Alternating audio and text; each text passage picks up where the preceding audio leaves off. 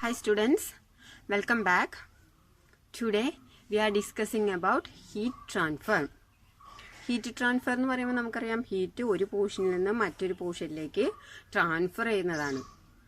3 മെത്തേഡാണ് ഹീറ്റ് ട്രാൻസ്ഫറിനുള്ളത്: conduction, convection and radiation. ഇനി എന്താണ് ഈ 3 എന്ന് നമുക്ക് ഡീറ്റെയിൽ ആയിട്ട് സ്റ്റഡി ചെയ്യാം.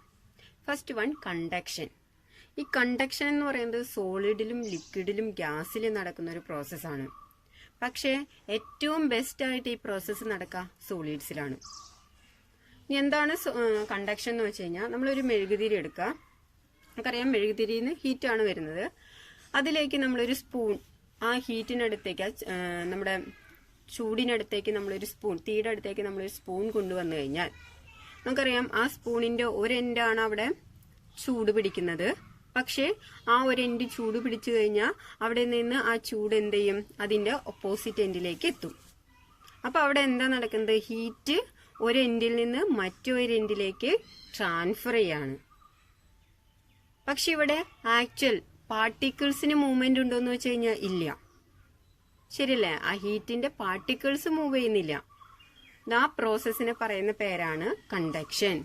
അതായത് process of heat transfer of due to the temperature difference between two parts of the same body without any movement of particles of the medium.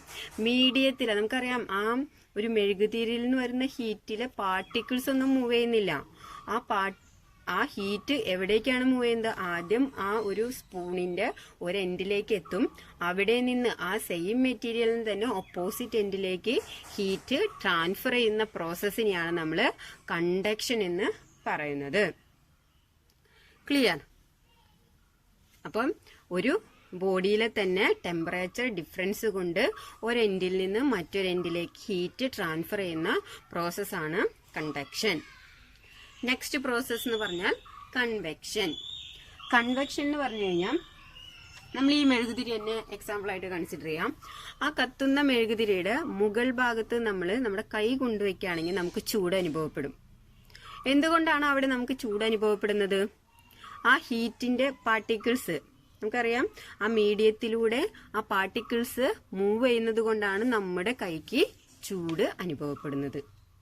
അപ്പൊ ഇവിടെ നമുക്ക് കൺവെക്ഷൻ എന്ന് പറഞ്ഞാൽ എന്ത് പറയാം? Heat flows from hotter to colder region by actual movement of particles of the medium. മീഡിയത്തിലൂടെ particles hotter റീജിയനിൽ നിന്ന് കോൾഡർ റീജിയനിലേക്ക് മൂവ് ചെയ്യുന്നത് കൊണ്ടാണ് അവിടെ നമുക്ക് ചൂട് അനുഭവപ്പെടുന്നത്. അത്തരം ഹീറ്റ് ട്രാൻസ്ഫറിനെ പറയുന്ന പേരാണ് കൺവെക്ഷൻ. ഇനി നെക്സ്റ്റ് റേഡിയേഷൻ. അതിന് ഏറ്റവും ബെസ്റ്റ് എക്സാമ്പിൾ നമ്മുടെ സൺ എടുക്കാം. നമുക്കറിയാം സണ്ണിൽ നിന്ന് നമുക്ക് ചൂട് അനുഭവപ്പെടുന്നുണ്ട്. അപ്പൊ അവിടെ നമുക്ക് നോക്കുകയാണെന്നുണ്ടെങ്കിൽ മീഡിയത്തിന്റെ ആവശ്യമൊന്നുമില്ല, അല്ലെ? അതായത് ഹീറ്റ് ട്രാൻസ്ഫർ ചെയ്യുന്നുണ്ട്, ഒരു പ്ലേസിൽ നിന്ന് മറ്റൊരു പ്ലേസിലേക്ക് ഹീറ്റ് ട്രാൻസ്ഫർ ചെയ്യുന്നുണ്ട്. പക്ഷെ അവിടെ മീഡിയം വേണമെന്ന് നിർബന്ധമൊന്നുമില്ല. അപ്പൊ അത്തരം ഹീറ്റ് ട്രാൻസ്ഫറിനെ പറയുന്ന പേരാണ് റേഡിയേഷൻ. പക്ഷെ കൺവെക്ഷനില് ഹീറ്റ് ഒരു റീജിയനിൽ നിന്ന്, ദാറ്റ് മീൻസ് ഹോട്ടർ റീജിയനിൽ നിന്ന് കോൾഡർ റീജിയനിലേക്ക് മൂവ് ചെയ്യണമെങ്കിൽ അവിടെ എന്ത് വേണം? ഒരു മീഡിയം വേണം. ദാറ്റ് മീൻസ് മീഡിയം വേണമെന്ന് പറഞ്ഞാൽ എന്താണ്? ഇപ്പോൾ ഗ്യാസ് അതല്ലാന്നുണ്ടെങ്കിൽ ലിക്വിഡ്, ഏതെങ്കിലും ഒരു മീഡിയം ഉണ്ടെങ്കിൽ മാത്രമാണ് ഹീറ്റ് ട്രാൻസ്ഫർ ചെയ്യുള്ളൂ. ക്ലിയർ? അപ്പൊ ഇതാണ് 3 ടൈപ്പ് ഓഫ് ഹീറ്റ് ട്രാൻസ്ഫർ എന്ന് പറയുന്നത്: convection, conduction, convection and radiation. ഇനി കണ്ടക്ഷൻ എക്സാമ്പിൾ ചോദിക്കുകയാണെങ്കിൽ മെറ്റൽസ് ഗുഡ് കണ്ടക്ടേഴ്സ് ആണ്. അറിയാം മെറ്റലിൽ കൂടെ ഹീറ്റ് പെട്ടെന്ന് കടന്നു പോകും. അതേപോലെ തന്നെ റബ്ബർ, വുഡ്, ഗ്ലാസ് ഒക്കെ എന്താണ്, അതിൽ ഹീറ്റിനെ കടത്തിവിടില്ല. അപ്പൊ അതെല്ലാം ബാഡ് കണ്ടക്ടേഴ്സ് ആണ്. അതേപോലെ തന്നെ ലിക്വിഡ്, ഗ്യാസസ് ഒക്കെ ബാഡ് കണ്ടക്ടേഴ്സ് ആണ്. അതിലൂടെയൊക്കെ ഹീറ്റിനെ കടത്തിവിടണമെങ്കിൽ ഒരു മീഡിയം വേണം. ഏതിൽ കൂടെ? ലിക്വിഡ് ആയാലും ഗ്യാസ് ആയാലും ഹീറ്റിനെ കടത്തിവിടണമെങ്കിൽ അവിടെ ഒരു മീഡിയം വേണം. അതല്ലാത്ത കേസിൽ ലിക്വിഡ് ആയാലും ഗ്യാസ് ആയാലും ബാഡ് കണ്ടക്ടേഴ്സ് ആണ്. ഓക്കെ. അതേപോലെ കണ്ടക്ഷന്റെ കേസിൽ ശ്രദ്ധിക്കേണ്ട ഒരു കാര്യം കൂടിയുണ്ട്. അത് നമുക്ക് ഇത് പറഞ്ഞതിന് ശേഷം പറയാം. ഇനി കൺവെക്ഷന്റെ എക്സാമ്പിൾ പറയുകയാണെന്നുണ്ടെങ്കിൽ നമ്മൾ പറഞ്ഞു ഹീറ്റ് ട്രാൻസ്ഫർ ചെയ്യുന്നത് hotter region to colder region ആണ് by the actual movement of particles of the medium. Particle തന്നെയാണ് അവിടെ മൂവ് ചെയ്യുന്നത്. ആ മീഡിയത്തിലെ പാർട്ടിക്കിൾ തന്നെ ഹോട്ടർ റീജിയനിൽ നിന്ന് കോൾഡർ റീജിയനിലേക്ക് മൂവ് ചെയ്യുന്നത് കൊണ്ടാണ് അവിടെ ഹീറ്റ് ട്രാൻസ്ഫർ നടക്കുന്നത്. ഈ സാധാരണഗതിയിൽ ഹീറ്റ് ട്രാൻസ്ഫർ നടക്കുക ലിക്വിഡിലും ഗ്യാസസിലുമാണ്. കണ്ടക്ഷൻ നടക്കുന്നത് മൂന്നിലും നടക്കും, പക്ഷെ ഏറ്റവും ബെസ്റ്റ് ആയിട്ട് നടക്കുക സോളിഡിലാണ്. എന്നാൽ കൺവെക്ഷൻ നടക്കുന്നത് ലിക്വിഡിലും ഗ്യാസസിലുമാണ്. ഇനി ഇതിന്റെ ആപ്ലിക്കേഷൻ എന്ന് പറഞ്ഞു കഴിഞ്ഞാൽ ട്രേഡ് വിൻഡ്. നമ്മൾ ട്രേഡ് വിൻഡ് ഒക്കെ കണ്ടിട്ടുണ്ട്. അത് നടക്കുന്നത് കൺവെക്ഷൻ ആണ്. പിന്നെ ലാൻഡ് ബ്രീസ്, അതേപോലെ തന്നെ സീ ബ്രീസ്, അതെല്ലാം കൺവെക്ഷൻ ആണ്. അപ്പൊ ഈ ലാൻഡ് ബ്രീസും അതേപോലെ തന്നെ സീ ബ്രീസും നമുക്ക് ഡീറ്റെയിൽ ആയിട്ട് സ്റ്റഡി ചെയ്യാനുണ്ട്. അപ്പൊ അത് ഈ എക്സാമ്പിളുകൾ പറഞ്ഞതിന് ശേഷം നമുക്ക് ഡീറ്റെയിൽ ആയിട്ട് നോക്കാം. അപ്പൊ ഈ കൺവെക്ഷൻ ആപ്ലിക്കേഷൻ ആണ് ഒന്ന് ട്രേഡ് വിൻഡ്, പിന്നെ ലാൻഡ് ബ്രീസ്, സീ ബ്രീസ്, അതെല്ലാം. ഇനി റേഡിയേഷൻ എന്ന് പറഞ്ഞാൽ എന്താണ് നമുക്കറിയാം. It is the mode of heat transfer from one place to another without the help of medium. ഇനി ഇവിടെ എങ്ങനെയാണ് അപ്പൊ എനർജി റേഡിയേറ്റ് ചെയ്യണത്? തെർമൽ റേഡിയേഷൻ ആയിട്ടായിരിക്കും എനർജി റേഡിയേറ്റ് ചെയ്യുക. മീഡിയത്തിന്റെ ആവശ്യമില്ല എന്ന് പറയുമ്പോൾ നമുക്കൊരു കൺഫ്യൂഷൻ വരും. സണ്ണിൽ നിന്ന് നമ്മൾ എർത്തിലേക്ക് ലൈറ്റ് എത്തുന്നത് നമുക്കറിയാം മീഡിയം വഴിയല്ലേ എന്ന് വയ്ക്കാം. ഇവിടെ അത് തെർമൽ റേഡിയേഷൻ വഴിയായിരിക്കും എനർജി റേഡിയേറ്റ് ചെയ്യുന്നത്. അതേപോലെ തന്നെ അങ്ങനെ തെർമൽ റേഡിയേഷൻ വഴിയാന്ന് പറഞ്ഞു കഴിഞ്ഞാൽ ഹീറ്റ് ട്രാൻസ്മിറ്റ് ചെയ്യുന്നത് ഇലക്ട്രോ മാഗ്നറ്റിക് വേവ്സ് ആയിട്ടായിരിക്കും. അതായത് വിസിബിൾ ലൈറ്റിന്റെ ഫോമിലൊക്കെ ആയിരിക്കും. ഓക്കെ, അപ്പൊ ഇതാണ് 3 ടൈപ്പ് ഓഫ് ഹീറ്റ് ട്രാൻസ്ഫർ. ഇനി കണ്ടക്ഷന്റെ കേസിൽ ഓർത്തിരിക്കേണ്ട ഒരു കാര്യം, rate of flow of heat എന്ന് പറയുന്നത് എച്ച് എന്ന് റെപ്രസെന്റ് ചെയ്യാൻ അല്ലെങ്കിൽ ക്യൂ എന്ന് റെപ്രസെന്റ് ചെയ്യാം. Directly proportional to temperature difference ആയിരിക്കും. അതായത് ടെമ്പറേച്ചർ ഡിഫറൻസിനനുസരിച്ച് ഹീറ്റ് ചേഞ്ച് ചെയ്യും. അതേപോലെ തന്നെ ഏരിയക്ക് ഡയറക്ട്ലി പ്രൊപ്പോർഷണൽ ആയിരിക്കും. ലെങ്ത്തിന് ഇൻവേഴ്സ്ലി പ്രൊപ്പോർഷണൽ ആയിരിക്കും.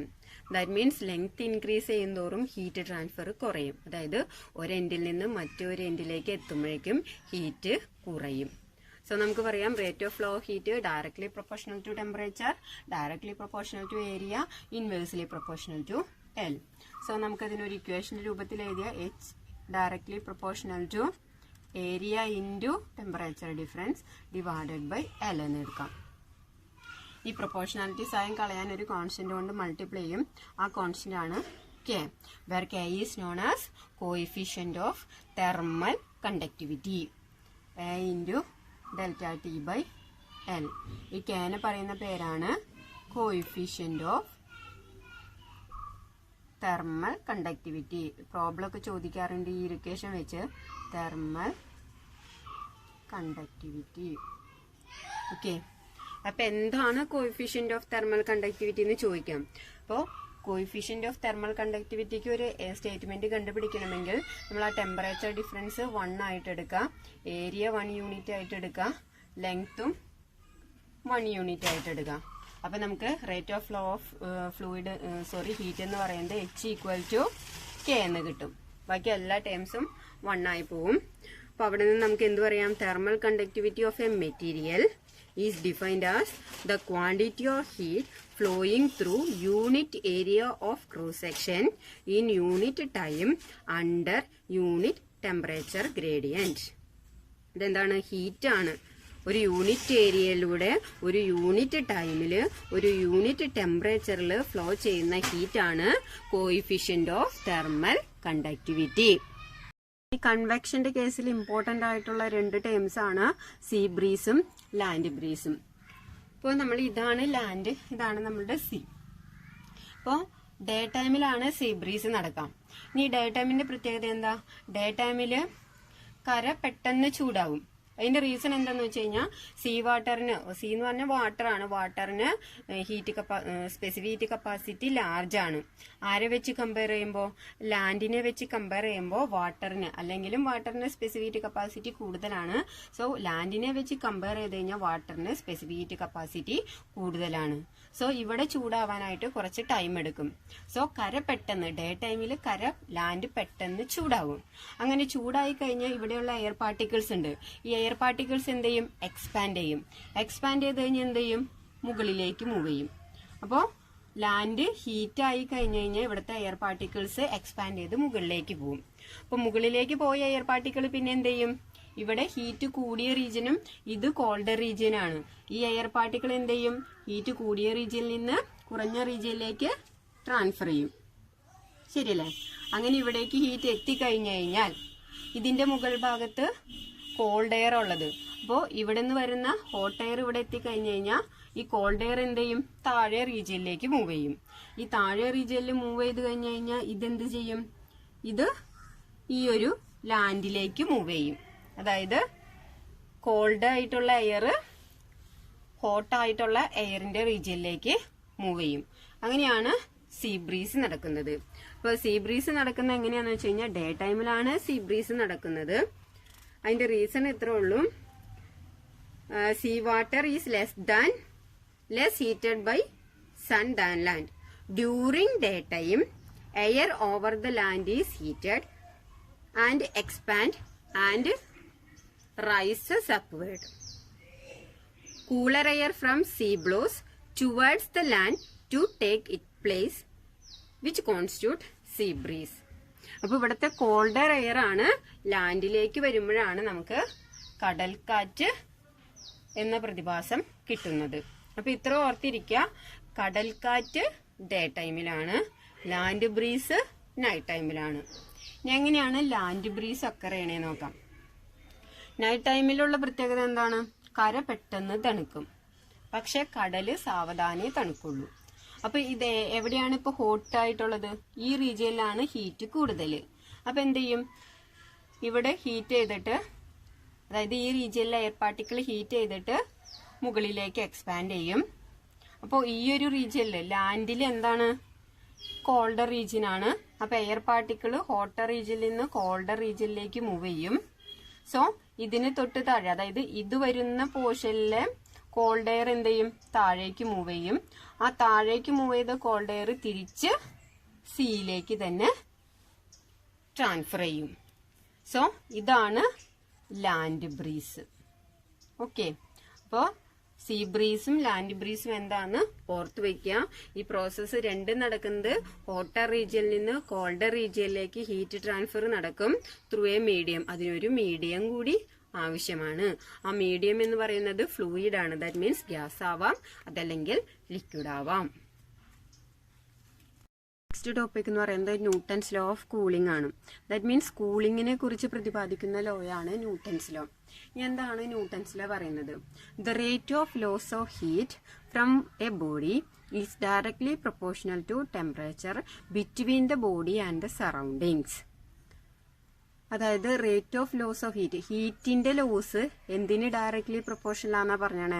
ടെമ്പറേച്ചർ ഡിഫറൻസിന് ഡയറക്ട്ലി പ്രൊപ്പോർഷണൽ ആണ്. ഇനി ഏതൊക്കെ തമ്മിലുള്ള ടെമ്പറേച്ചർ ഡിഫറൻസ് ആണ്? ബോഡിയും സറൗണ്ടിങ്സും തമ്മിലുള്ള ടെമ്പറേച്ചർ ഡിഫറൻസിന് ഡയറക്ട്ലി പ്രൊപ്പോർഷണൽ ആയിരിക്കും ഹീറ്റ് ലോസിന്റെ റേറ്റ്. അതല്ലെങ്കിൽ നമുക്ക് പറയാം റേറ്റ് ഓഫ് കൂളിംഗ്, അതായത് കൂള് ചെയ്യുന്നതിന്റെ റേറ്റ് എന്ന് പറയുന്നത് directly proportional to temperature difference. ഇതാണ് ന്യൂട്ടൺസ് ലോ പറയുന്നത്. അതായത് ഇപ്പൊ അതിനൊരു എക്സാമ്പിൾ പറയുകയാണെങ്കിൽ, നമ്മൾ ചായ കുടിക്കുന്ന സമയത്തൊക്കെ ചൂടാറാൻ വേണ്ടി നമ്മൾ കുറച്ചു നേരം അതവിടെ വെക്കും. അപ്പോൾ അവിടെ എങ്ങനെയാണ് ചായ തണുക്കുന്നത്? നമുക്കറിയാം ചായ, അതായത് ആ ബോഡി ഹീറ്റ് കൂടുതലുള്ള ബോഡിയിൽ നിന്ന് ഹീറ്റ് കുറഞ്ഞ റീജിയനിലേക്ക് ഹീറ്റ് ട്രാൻസ്ഫർ ചെയ്യും. ദാറ്റ് മീൻസ് ഇവിടെ ചായ ഉൾക്കൊള്ളുന്ന ആ ഒരു ബോഡി, അതിൽ നിന്ന് ഹീറ്റ് സറൗണ്ടിങ്സിലേക്ക് ട്രാൻസ്ഫർ ചെയ്യും. അങ്ങനെയാണ് നമുക്ക് അവിടെ ചായ തണുത്ത് കിട്ടുന്നത്. ശരിയല്ലേ? അതാണ് ഇവിടെ ഉദ്ദേശിക്കുന്നത്. ആ കൂളിങ്ങിന്റെ റേറ്റ്, അതായത് ചായ തണുക്കുന്നത് എന്തിന് ഡയറക്ട്ലി പ്രൊപ്പോർഷണൽ ആയിരിക്കും? ആ ചായ, ദാറ്റ് മീൻസ് ആ ബോഡിയും അതിന്റെ സറൗണ്ടിങ്സും തമ്മിലുള്ള ടെമ്പറേച്ചർ ഡിഫറൻസിന് ഡയറക്ട്ലി പ്രൊപ്പോർഷണൽ ആയിരിക്കും. ഇനി ഒരു കാര്യം കൂടി പറയാം. നമ്മൾ കോൾഡർ റീജിയനിൽ പോയി കഴിഞ്ഞാൽ നമുക്ക് പെട്ടെന്ന് ചായ തണുത്ത് കിട്ടും. അതിന്റെ റീസൺ എന്താണ്? അതായത് ആ ചായയും സറൗണ്ടിങ്സും തമ്മിലുള്ള ആ ടെമ്പറേച്ചർ ഡിഫറൻസ് അവിടെ കൂടും. ശരിയല്ലേ? അപ്പോൾ ടെമ്പറേച്ചർ ഡിഫറൻസ് കൂടുന്നതിനനുസരിച്ച് കൂളിംഗ് റേറ്റും ഇൻക്രീസ് ചെയ്യും. അപ്പോൾ നമുക്ക് പറയാൻ പറ്റും ആ കൂളിംഗ് റേറ്റ് അല്ലെങ്കിൽ റേറ്റ് ലോസ് ഓഫ് ഹീറ്റ് എന്ന് പറയുന്നത് directly proportional to temperature difference. ആ പ്രൊപ്പോർഷണാലിറ്റി സൈൻ കളയാൻ നമ്മളൊരു കോൺസ്റ്റന്റ് കൊണ്ട് മൾട്ടിപ്ലൈ ചെയ്യും. ആ കോൺസ്റ്റന്റ് ആണ് K. Therefore dq by dt equal to k into delta T. ഇതാണ് ന്യൂട്ടൺസ് ലോ ഓഫ് കൂളിംഗ്. ഇത് വെച്ചിട്ട് പ്രോബ്ലം ഒക്കെ ചോദിക്കാറുണ്ട്. ക്ലിയർ? അതേപോലെ മറ്റൊരു ടേമും കൂടി നമുക്ക് പഠിക്കാനുള്ളത് ബ്ലാക്ക് ബോഡി റേഡിയേഷൻ. എന്താണ് ബ്ലാക്ക് ബോഡി എന്ന് പറഞ്ഞു കഴിഞ്ഞാൽ, അതായത് തെർമൽ റേഡിയേഷന്റെ ഒരു സോഴ്സിനെയാണ് നമ്മൾ ബ്ലാക്ക് ബോഡി എന്ന് പറയുന്നത്. ഇനി നമുക്കറിയാം ആ ഒരു കളർ ബ്ലാക്ക് എന്ന് പറയുന്ന കളറിന്റെ പ്രത്യേകത എന്താ? അത് എല്ലാ കളറിനെയും എല്ലാ റേഡിയേഷനും അബ്സോർബ് ചെയ്യുന്നത് കൊണ്ടാണ് നമുക്ക് ആ ഒരു ഒബ്ജക്റ്റ് ബ്ലാക്ക് ആയിട്ട് കാണപ്പെടുന്നത്. അപ്പൊ നമുക്ക് പറയാം a body which absorbs radiation of all wavelength falling upon it is called black body. അതായത് ഏതൊരു വേവ് ലെങ്ത്തിലുള്ള വേവ് ലെങ്ത് ഫോൾ ചെയ്താലും അതെല്ലാം റേഡിയേഷനെ അബ്സോർബ് ചെയ്യുന്ന ഒരു ബോഡീനെയാണ് നമ്മൾ എന്ത് പറയാ, ബ്ലാക്ക് ബോഡി എന്ന് ഉദ്ദേശിക്കുന്നത്. ഈ വൈറ്റ് കളറിന്റെ പ്രത്യേകത എന്താ? എല്ലാ കളറിനെയും അബ്സോർബ് ചെയ്യുന്നത് ആരാണ്? ബ്ലാക്ക് ബോഡിയാണ്. ഇനി എല്ലാ കളറിനെയും